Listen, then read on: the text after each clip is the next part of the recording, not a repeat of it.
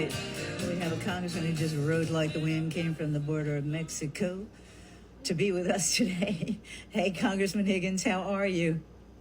I'm well, Miss Carol. It's great to hear your voice, ma'am. Same here, my friend. I saw you sitting next to Congressman Green at the hearings. Can you give us a little update? We only caught snippets of it, of course, reported on the news. Tell me a little more than what Chief Ortiz said about the border. Well, the chief, let me say that I've known Chief Ortiz for 6 years now, and he is quite an outstanding patriot. And he's in a tough position, Miss Carol. He is going to speak the truth, but over the last couple of years, in the beginning, you try and give the Secretary of Homeland Security an opportunity to make his policies work. But over the course of the last 2 years, since Secretary Mayorkas has been in charge of the Department of Homeland Security, it has become increasingly clear that President Biden's policies, as executed by Secretary Mayorkas, are not only sort of, it can't even be interpreted as failing a little bit, but according to your opinion and your perspective, not only are they failing, they're injuring America. So as the months became years, men like Chief Ortiz have been in an increasingly untenable position of recognizing their place in the chain of command in the Department of Homeland Security as falling under the leadership of Secretary Mayorkas, but also recognizing that their oath is to their nation and to their Constitution that they've sworn to uphold. So as we came into majority power as a Republican Party this year, these chiefs knew, these men and women across the federal government that are patriots and have found themselves subjected to the policies of the Biden administration, and to their horror, they have witnessed the gradual destruction of the country that they love.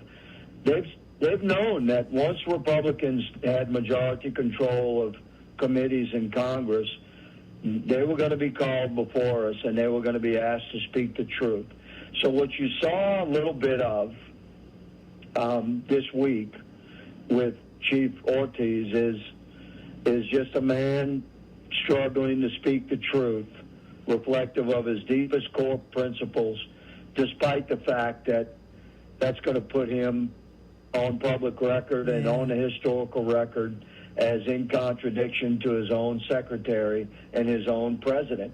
Yeah, and as vindictive as these people are, I mean, that really puts him kind of in the crosshairs, actually. Is there any way... No doubt. Can Congress... There's no doubt. Like the Mayorkas and Biden, that whole machine, they got to go after these guys. Yeah, so is there anything Congress can do to protect them? To protect them? Yeah. To a certain extent, but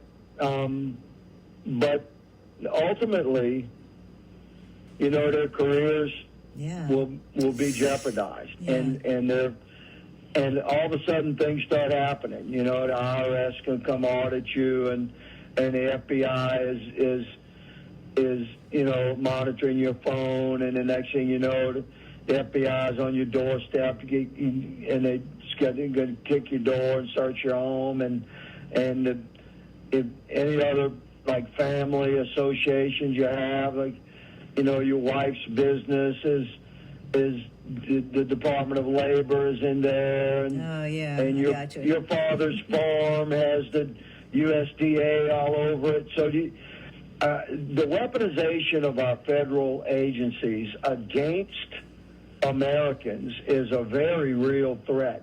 So anytime you stand up as an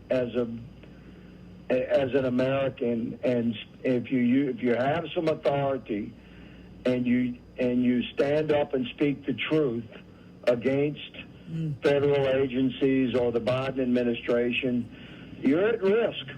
You know, There's no Congressman, way we can protect them from that. well, there are two related stories that I've just been reading. One is the good news about a federal judge in Florida handing, a Florida state attorney General Ashley Moody. She got a federal judge to rule it's illegal. It's completely illegal. The border policies are illegal, like flashing a sign, come in, we're open. So a federal judge just struck that down, the catch and release. And then on the side of that, you've got a story about, it's just unbelievable. Senators are furious after learning Biden is paying a massive daily fee not to build the border wall. They're spending $130,000 a day to keep the materials from being used to finish the wall. Yeah, $130,000 a day to store the unused material. What can we do anything about that? So these are things that actually you and I have talked about for the last couple of years. One at a time, the ruling from the federal judge in Florida will be appealed by the Biden administration. That will end up a Supreme Court consideration. But they ruled against the way the Biden administration has been using a process called parole. So parole is a legal status that has been very sparingly used historically by the federal government on a case-by-case basis to allow an immigrant to come into our country without documentation like visa documentation on a case-by-case basis if it's good for the country. Like, for instance, a confidential informant that's, say, a Mexican national that's been working with our drug enforcement agency and the Department of Homeland Security investigations as a witness in some ongoing investigation, criminal prosecution against the cartel. You want to let those guys in without documentation that would be visible in the system. So you let them in at the border for a period of time that they're going to come be deposed or testify. Well, that's a joke. Okay, you give them parole, you see. So there has been legitimate reason to grant parole through the years, but it's used very sparingly. And what the Biden administration has done is use that mechanism to grant hundreds of thousands of paroles over the last couple of years.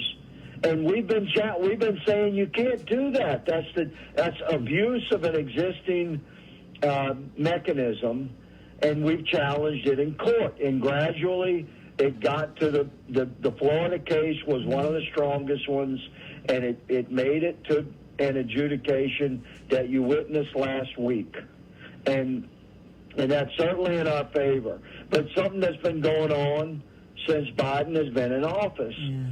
And to your second topic regarding, what was it? It was the storing the wall at $130,000 the wall a day. Material. Yes. So since Biden shut down the construction of the wall, this material, this steel and this high-tech stuff, a lot of fiber optics and mechanisms that I cannot even go into that are surveillance mechanisms that were going to be tied into those fiber optics and built into the wall. They've all been in storage. Unbelievable. So that storage has to be paid for. Just like if you have to store your car, or if you get a storage facility to go put your furniture in, you have to pay for it. So when you're talking about tons and tons of specialized steel and specialized high-tech equipment and fiber optic cable, you have to pay for that storage. And the Biden administration, when they stopped the construction of the wall, that means the materials that were set aside to build the wall system, we should call it, because it's not just steel. No. It's a whole technology system. So, yeah, that's right. They've been having to pay to store that stuff. They said it's now up to about 47 million. 47 million. This is what I'm reading in the Western Journal. It's incredible. It's like 50 million so far. So, you know, it's 50 million in this government that's spending. I mean, Biden just turned in an $8 trillion budget request. Insane, with $5 trillion in new taxes on the American people. And $1 trillion, let me remind our listeners, $1 trillion is 1,000 billion. And $1 billion is 1,000 million. So when you're talking about $50 million to store stuff, yeah, that's money we should not be spending, but mostly it's because we should be completing the wall system, the barrier system that was envisioned and funded during the Trump administration and was shut down his very first day in office. That President Biden, our inaugurated president, signed an executive order stopping the construction of that physical barrier. And we've seen now, you know, we've literally had 5 million illegal aliens cross into our country since Biden has been in office. And we're losing our country down there. Some of us are at the point of the spear fighting against it. And myself and Chairman Green, the two, the senior Republicans on the Homeland Security Committee, we are leading the fight against what has happened to our country at our southern border. It is. It's a tragedy, really, because you think of not only the the human cost at the border, but the human cost all over the country with fentanyl and all the drugs coming in.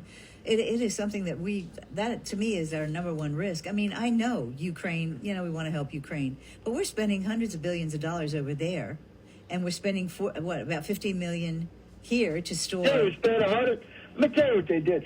We've sent $120 billion to Ukraine, and yet at the same time, the Biden administration, since December the 31st, in the first quarter of this year, the plan was to shut down what's called the Aerostat surveillance system at our southern border, which are basically small blimps. They're tethered blimps that carry cameras and other surveillance technologies. Those are DoD platform systems that we've used for years and years across our border very successfully. Then we can look basically 5 miles into Mexico with those systems, and they're mobile. They're run by DoD, but they're contracted through DHS. Okay, the Biden administration has taken those things offline, and what they're saying is they don't have the money. They don't have the money because it costs like $4.7 million per year per unit to run those things. Oh, well, that's a drop in the bucket. Think about this. That's money spent by the Department of Homeland Security to contract with DoD. So that's federal government expenditure paying. That's one part of the federal government paying another part of the federal government to protect our own border. And they're saying we don't have the money. I scream BS on that. Oh yeah, that's laughable. It's laughable. And they're just. I'm telling you, the Biden administration is exemplifying day by day, month by month, that they are partnered with the cartels. Why would you take down this technology that we've used for a decade, saying that, well, we don't have the money to do it? And this is a technology that's very badly needed by our Border Patrol agents. And we have arterial bleed down there. It's unbelievable. With illegals coming across, and yet they're going to cry that, well, we need more money. Well, let me tell you, they don't need more money. They need better policy. You bet. That the same men, the same women, the same equipment, the same technologies, the same 1,954 miles of southern border in 2019. That was before COVID, but Trump was in office, and we had the border under control. First time So in years. why do they need anything different than we had in 2019 when we had it under control? Yeah, we do have the to take Biden a break. administration and Mayorkas start to blame right here. We have to take a break for the news, but you're right. It's a no-brainer. That little money to protect the border, to help protect the border, it's a no-brainer. But we know there are no brains in the White House right now. So hey, what the heck? We're gonna take a break for the news. We'll be right back with our Congressman Higgins, always looking out for us, and we appreciate that. We'll be right back.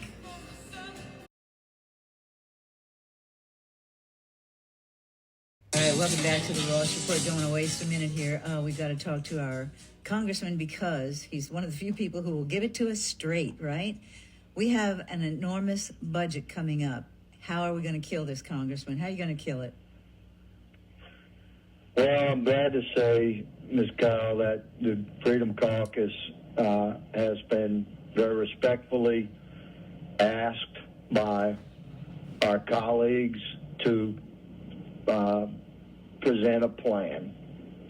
And we had agreed last year, as we looked at embracing the responsibility of being the majority party of Congress, we have a responsibility to fund our government, and yet we have a deep commitment to our core principles, and we're dedicated to bringing fiscal reform to the House of Representatives, which is spending far too much money. Mm-hmm. So to reduce deficit spending, it became the agreed to marker to if we were going to support fulfilling our obligations as a nation and to service our debt, and knowing that we would hit the debt ceiling sometime this year. Mm-hmm. We discussed last year what would we in what circumstance would we support that. And so we recognize that we have an obligation as a nation to service our debt. But that's guaranteed. We must honor the full faith and credit of the United States that has been extended. So it was easy to see last year that we were going to hit the debt ceiling this year. So last year we discussed as the Freedom Caucus, the most conservative members of Congress, in what way would we support, a budget? Mm-hmm. So we looked at 2019 spending levels for an automatic amount of money that if we had to do a continuing resolution, if we were not able to pass a budget, what would the safety net be? Okay. And yeah. we would write into the law 2019 spending levels for the CR. Mm-hmm. So this would put pressure on the Senate, where the Senate would be able to say, well, our hands are tied because it's part of the law. Because normally Congress just fails under Democrat leadership. They don't produce a budget, and they say, well, all we can do is just do whatever the Senate says. So we decided that we would have a safety net of 2019 spending levels as the automatic go-to for a continuing resolution if we do not produce a budget. Okay. So that brings us to where we are now, which is we're dedicated to produce 12 appropriations bills. That was my amendment to our rules, that we would have 12 separate votes on 12 appropriations bills. And the total amount of those bills could be no higher than the 2022 spending levels, which calls for a reduction of spending of about $160 billion. So we have to find a couple of $100 billion in spending cuts to the federal budget, and the Freedom Caucus is going through the budget line by line finding that money. And we are indeed identifying that money, and we're presenting those proposals to every subcommittee of the appropriations committees and to our leadership, to Steve Scalise and his team and Kevin McCarthy and his team. We are presenting conservative budget proposals to our Republican leadership and our Republican appropriations committees, so that we can change the trajectory of deficit spending and lead us to a balanced budget over the course of several years, yes. But we have to change the trajectory of deficit spending. Okay, and that's what we're doing. Could I interject here? Just a little devil's advocate here. Isn't there at least that much money in unspent COVID funding? That's number one. Number two, wouldn't it?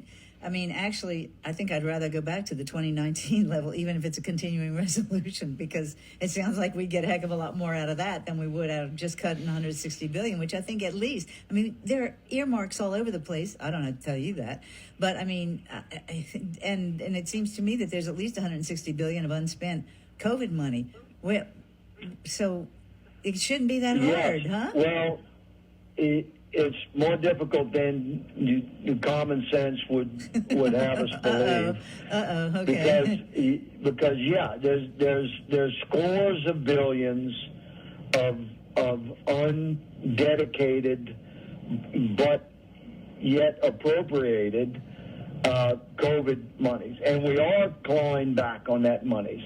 We're clawing back the monies that was dedicated to hire 87,000 new IRS agents. Yes, ma'am. Yes. We are clawing all of that back, and we will present workable budgets to Republican leadership and the Republican appropriations committees that reduces spending by a couple of $100 billion. But what you're talking about is reducing, we have over $1 trillion of deficit spending. So as you look line by line of where is that money, you start touching everyone's, sort of pet projects. So across America, and I ask every American to take a deep look in the mirror about this, because every American comes to meet with their congressional office, and they say, yes, we want you to balance the budget, but we need more money. Our program needs more money. Yeah. So we want you to balance the budget. Yes, sir. Keep leading that fight, Clay, but not at our expense. Not in my backyard. Our program it needs more money, and that's what we have to deal with. We have American after American after American coming through the congressional offices saying the same thing. We want you to balance the budget, but not at our expense. Yeah, exactly. And this is where leadership becomes quite uncomfortable. I am dedicated to stand on my core principles, and only in D.C. is a decrease of the increase considered a cut. Exactly. Congressman, on that note, we do have to take a break. We'll be right back, because I want to get with you about your protecting speech from government interference and your D.C. letter to Muriel Bowser and the unfair treatment, worse than a third world country, worse than the Soviet Union, of what's happening to the J6 prisoners. We'll be right back with Congressman Clay Higgins.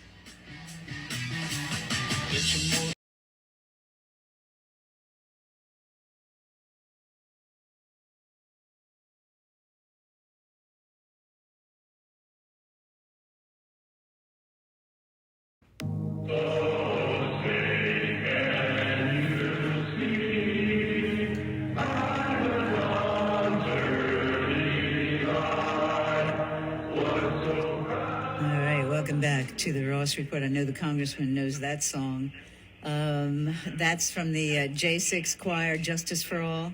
Donald Trump and the J6 Choir collaborate, and it went to number one on iTunes. How do you like that?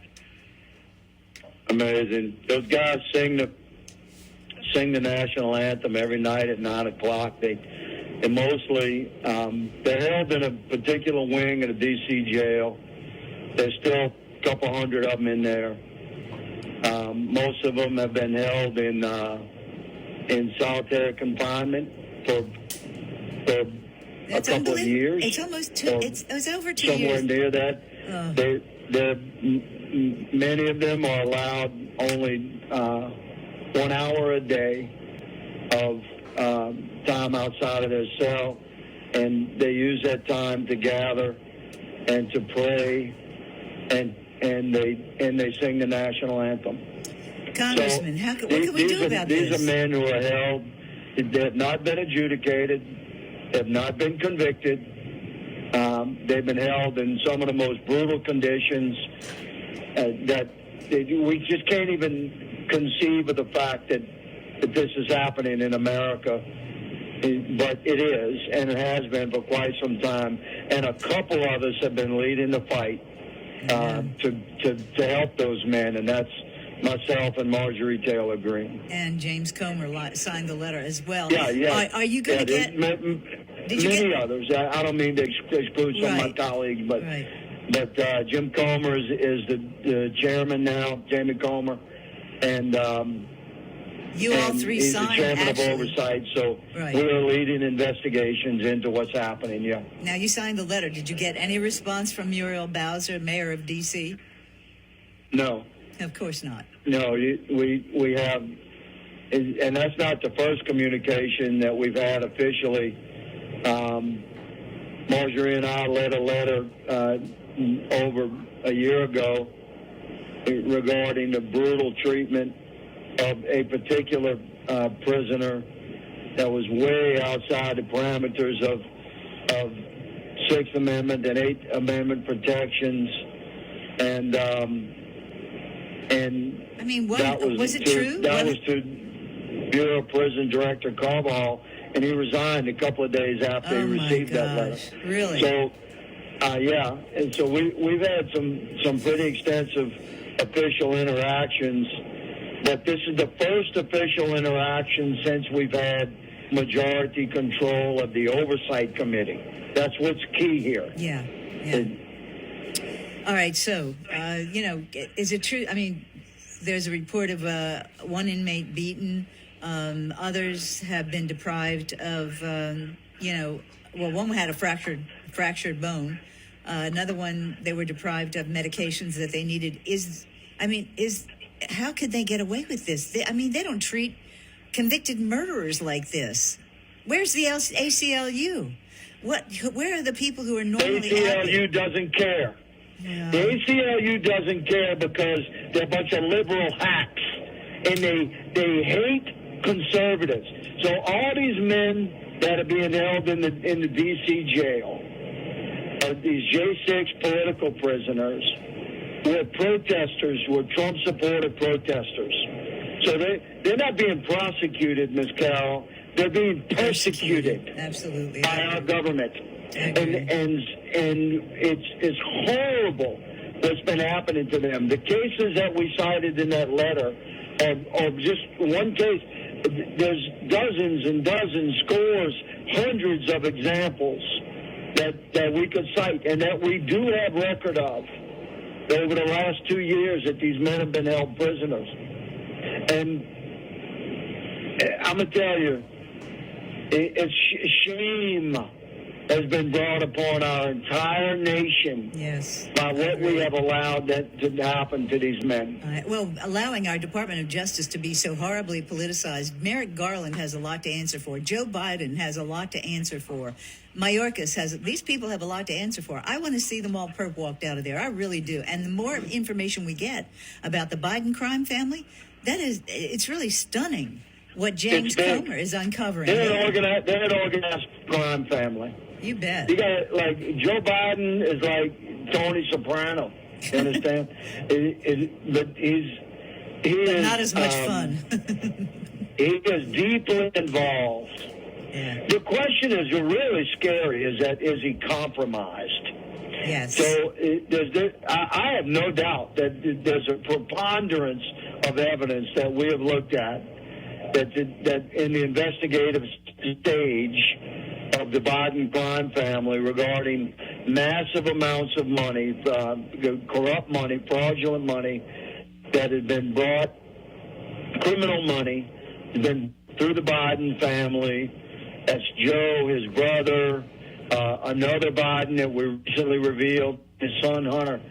It has been brought through Ukraine and China through the Biden crime family. What becomes really frightening is whether or not these nation states or criminal actors from within these nation states, Ukraine and China, is if they have like leverage against the president of the United States, which would mean our president could be compromised. These are legitimate questions that we're looking into, we're investigating. How do we ever take the moral high ground again in this country? It's going to take a long claw back to get the moral high ground in this country, and not, in light of what's going on. We always like to take the moral high ground here. We've had that ability to do that, but we have a Justice Department and an administration that they're out of control. And your thing about speech, I think, protecting speech from government interference. We see instances again of Twitter censoring conservatives. It's happening again. Yeah, listen, our federal government is, I'm just telling you, Ms. Carroll, is not to be trusted. That doesn't mean that there are not, many hundreds of thousands of dedicated patriots that work within our federal government, including our bureaucracies and including the FBI and the DOJ. But generally speaking, I'm telling you, they're not to be trusted. and we have to turn the corner in our country regarding the continued growth of our federal government and feeding this beast that is devouring our freedoms. And we used to be able to trust the FBI to conduct investigations within, corrupt entities and actors within the federal government. But now, the FBI at its highest levels is corrupt. Yeah. So we have to figure out a new way forward. And we're examining every possibility there, believe me. Some of us are talking about exactly what can we do to bring the highest officials of FBI on DOJ. Like, who goes and arrests those guys? Yeah. We really don't have police authority. Yeah, that's right. You understand? Will the Senate come along with you all with some of the reforms you're trying to make? That worries me too. Maybe. I mean, the Senate. Maybe. There's certainly some very conservative men and women in the Senate that want to see reform within the federal agencies and bureaucracies and departments, including within the DOJ and the FBI. But whether or not they have the power of numbers to support the effort in the House of Representatives to pass legislation, that's questionable. They need the support. The most conservative amongst us in Congress, we need the support of the American people. Well, people are going to have to continue. Congressman? Senate, and reach into the House of Representatives and voice your support for the most conservatives amongst us. Well, we're about to wrap it up, but I tell you, it did not give me comfort to see that our own John Kennedy was upset about the release that Kevin McCarthy did, releasing all of the video from January 6th. That did not going to release it all. Hear my words. Have I ever lied to you? No, you haven't. That's why I love you. we are going to release it all. Good. And that's what I want to hear, because John Kennedy disturbed me no end when he went along with Mitch McConnell and decried that release of that material. We are up against a hard break, up against the news, but always, Congressman, we appreciate you coming on and speaking the truth to your constituents. We appreciate you very much, and thanks for being in there to fight for the people who otherwise don't have a voice. Thank you so much. Have a great weekend. Ma'am. God bless you, Miss Carol. One Bless and you, all, too. America will be okay. Just hang in there. Well, as long as people like you are in there, and love to the beautiful Becca. Have a great weekend. Yes, ma'am. Bye-bye. Yes, ma'am. Thank you.